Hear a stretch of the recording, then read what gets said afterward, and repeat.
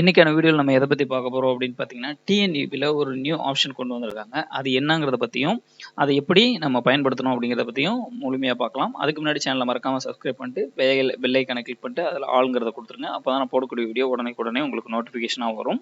மறக்காம ஷேர் பண்ணிட்டு லைக் பண்ணிருங்க. அப்பதான் தெரியாதவங்களும் தெரிஞ்சுக்குவாங்க. வாங்க பார்க்கலாம்.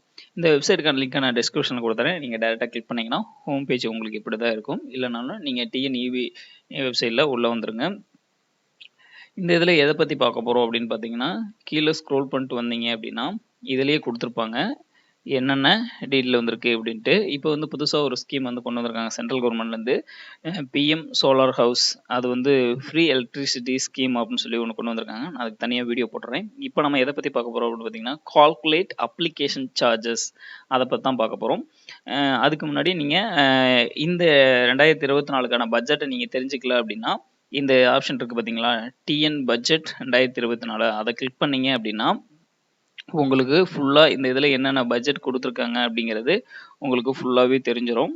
இதை ஃபுல்லாக ஒரு தடவை செக் பண்ணி பார்த்துங்க. தெரியாதவங்க தெரிஞ்சுக்குங்க, ஏன்னா நிறைய பேர்த்துக்கு தெரியாது. அதனால் தெரிஞ்சுக்குங்க. உங்களுக்கு உதவுனாலும் மற்றவங்களுக்கு உதவும். அதை என்னன்னு பார்த்துக்குங்க. பட் இப்போ நம்ம என்ன பார்க்க போகிறோங்கிறத பார்க்கலாம். இதில் கால்குலேட் அப்ளிகேஷன் சார்ஜஸ் அப்படின்னு இருக்கிறத கிளிக் பண்ணிக்கங்க. கிளிக் பண்ணதுக்கப்புறம் உங்களுக்கு நியூவாக ஒரு பேஜ்க்குள்ளே போகும். அப்படின்னா என்ன அப்படிங்கிறத நான் ஃபஸ்ட்டு சொல்லிடுறேன். இப்போ வந்து நீங்கள் புதுசாக ஒரு கனெக்ஷன் வாங்குவீங்க, இல்லை அப்படின்னா இருக்கிறத சேஞ்ச் பண்ணி வேறு இடத்துக்கு கொண்டு போகுவீங்க, அதேமாதிரி நேம் ட்ரான்ஸ்ஃபர் பண்ணுவீங்க. இப்படி ஒவ்வொரு இதுவும் நீங்கள் ஆன்லைனில் சர்வீஸ் பண்ணுற அப்ளை பண்ணுற மாதிரி இருக்கும். பட் ஒவ்வொன்றுக்கும் எவ்வளோ ஃபீஸ் இது பண்ணுவாங்க அப்படிங்கிறது நமக்கு தெரியாது. பட் அதை பற்றின இதுதான் இதில் கொடுத்துருக்காங்க. இது புதுசாக இப்போ தான் விட்டுருக்காங்க. இதில் நான் கிளிக் பண்ணிங்கன்னா நீங்கள் ஒவ்வொரு இதுக்கும் எவ்வளோ சார்ஜ் பண்ணுறாங்க அப்படிங்கிறது தெரியும்.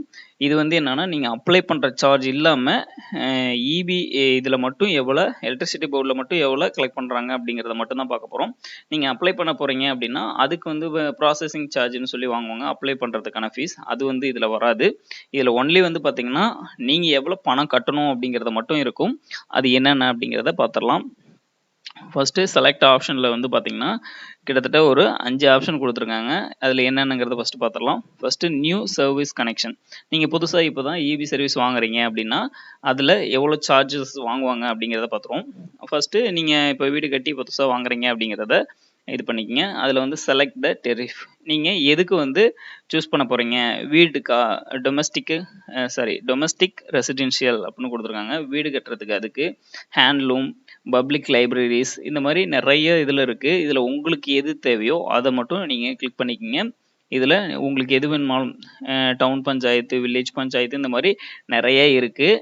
இதில் நமக்கு எது தேவையோ அதை மட்டும் கொடுத்துக்கலாம். கமர்ஷியலும் இருக்குது. இப்போ நீங்கள் கடை வச்சுருக்கீங்க அப்படின்னா ஃபஸ்ட்டு கடைக்கு வந்து சர்வீஸ் வாங்குகிறோம் அப்படின்னா அதுக்கு வந்து நீங்கள் கமர்ஷியல் கொடுத்து இது பண்ணிக்கலாம். நான் இப்போ வந்து ஜஸ்ட்டு வீட்டுக்கு போட்டு பார்ப்போம். டொமஸ்டிக் ரெசிடென்சியல் அப்படின்னு கொடுத்துட்றோம். அடுத்து வந்து பார்த்தீங்கன்னா ஓனர்ஷிப் டீட்டெயில்ஸ் கேட்டிருக்காங்க. ஓனர்ஷிப் டீட்டெயிலில் நீங்கள் ஓனரா இல்லை ஜாயிண்ட் ப்ராப்பர்ட்டி 2 பேர் சேர்ந்து பார்ட்னரில் இது பண்ணுறீங்களா, இல்லை டெனன்ட் வித் கன்சென்ட்டா, இல்லை tenant with out consent and புறம்போக்கு ஆர் கவர்மெண்ட் லேண்ட்ஸ், இந்த மாதிரி கேட்டகரியில் கேட்டிருக்காங்க. இதில் நீங்கள் எந்த கேட்டகரியில் வருவீங்களோ அதை கொடுத்துக்கலாம். நான் ஜஸ்ட்டு ஓனர்னு மட்டும் கொடுத்துக்கிறேன். அதே மாதிரி அப்ளிகேன் கேட்டகரி அப்படின்னு கேட்டிருக்காங்க. நீங்கள் வந்து ஜென்ரல் பப்ளிக்கா, இல்லை ப்ரைவேட் கம்பெனியா, இல்லை லோக்கல் பாடியா, ஸ்டேட் கவர்மெண்ட்டா, சென்ட்ரல் கவர்மெண்ட்டா, பப்ளிக் செக்டர், இல்லை கவர்மெண்ட் வந்து அண்டர்டேக்கிங்கில் இருக்கா, ஃபாரின் டிப்ளமேட்ஸ் அதான் இல்லை அதர்ஸா அப்படின்னு கேட்டிருக்காங்க. இதில் நீங்கள் எந்த கேட்டகரியில் வருவீங்களோ அது. இப்போ அப்ளிகேன்னு பார்த்தீங்கன்னா ஜென்ரலாக நீங்கள் அப்ளை பண்ணுறீங்க அப்படின்னா ஜென்ரல் பப்ளிக்னே கொடுத்துக்கலாம். அதே மாதிரி பார்த்தீங்கன்னா ரிக்வர்டு ஃபேஸ் அப்படின்னு கேட்டிருக்காங்க. நீங்கள் சிங்கிள் ஃபேஸ் யூஸ் பண்ணுறீங்களா, 3 ஃபேஸ் யூஸ் பண்ணுவீங்களா அப்படின்னு கேட்டிருக்காங்க. நீங்கள் அப்ளை பண்ணுறப்ப கேட்பாங்க சிங்கிள் ஃபேஸா இல்லை 3 ஃபேஸானு. சிங்கிள் ஃபேஸ்னால் ஜஸ்ட்டு நீங்கள் வீட்டுக்கு லைட்டு ஃபேன் இந்த மாதிரி இதெல்லாம் இருக்கும். 3 ஃபேஸ் அப்படின்னா நீங்கள் மோட்டர் இந்த மாதிரி வச்சு யூஸ் பண்ணுறீங்க அப்படின்னா ரொம்ப லோடு அதிகமாக வர மாதிரி இருக்குது அப்படின்னா 3 ஃபேஸில் கொடுப்பீங்க. நான் ஜஸ்ட்டு சிங்கிள் ஃபேஸில் கொடுத்து உங்களுக்கு சும்மா ஒரு எக்ஸாம்பிளுக்கு நான் சொல்கிறேன்.